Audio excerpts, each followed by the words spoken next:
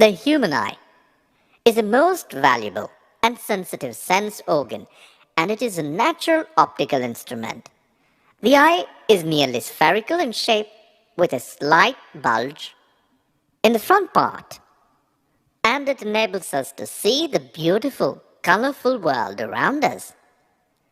Let us discuss about the important parts of the eye and their functions. Cornea. The front part of the eye is covered by transparent spherical membrane called cornea. Light enters the eye through cornea. Iris.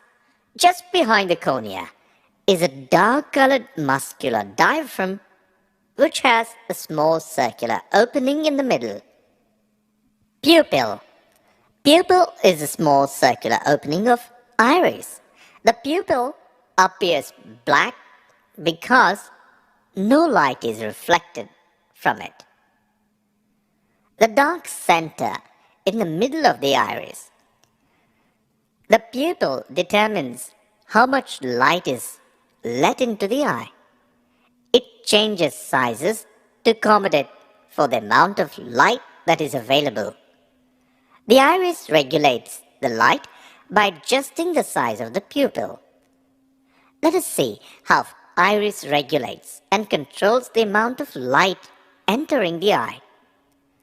When the intensity of light is more, or if it is a bright source of light, then the iris makes the pupil to contract, and as a result the amount of light entering the eye decreases. When the intensity of light is less, or if the light is dim, then the iris dilates the pupil so that more light can enter the eye. Eye lens. The eye lens is a convex lens made of a transparent jelly like proteinaceous material. The eye lens is hard at the middle and gradually becomes soft towards the outer edges. The eye lens is held in position by ciliary muscles. The ciliary muscles help in changing the curvature and focal length of the eye lens. Retina. The inner back surface of the eyeball is called retina.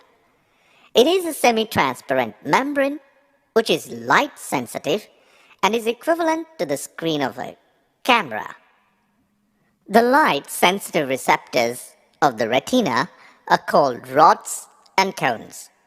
When light falls on these receptors, they send electrical signals to the brain through the optic nerve. The space between the retina and eye lens is filled with another fluid called vitreous humor. Blind spot. It is a spot at which the optic nerve enters the eye and is insensitive to light, and hence the name. Let us discuss about accommodation of the eye and power of accommodation. Accommodation of the eye. The process by which the ciliary muscles change the focal length of an eye lens to focus distant or near objects clearly on the retina is called the accommodation of the eye. Power of accommodation. The ability of the eye to focus objects lying at different distances is called the power of accommodation of the eye. How does an eye focus objects at varying distances? When the ciliary muscles are relaxed, the eye lens becomes thin. Thus, its focal length increases and we see the distant objects clearly. When the ciliary muscles are contract, then the curvature of the eye lens increases and the eye lens becomes thick. Thus, its focal length decreases and we see the nearby objects. In brief, it is adjustment of the focal length of the eye lens which enables us to focus on objects situated at different distances. Least distance of distinct vision. Near point. Near point or least distance of distinct vision is the point nearest to the eye at which an object is visible distinctly.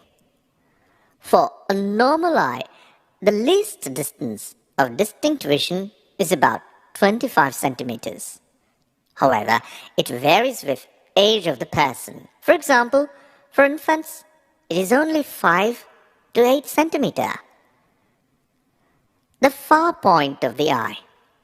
Far point of the eye is the maximum distance up to which the normal eye can see things clearly.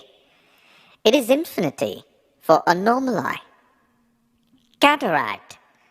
The crystalline lens of people at old age becomes milky and cloudy. This condition is called cataract. This causes partial or complete loss of vision. It is possible to restore vision through a cataract surgery.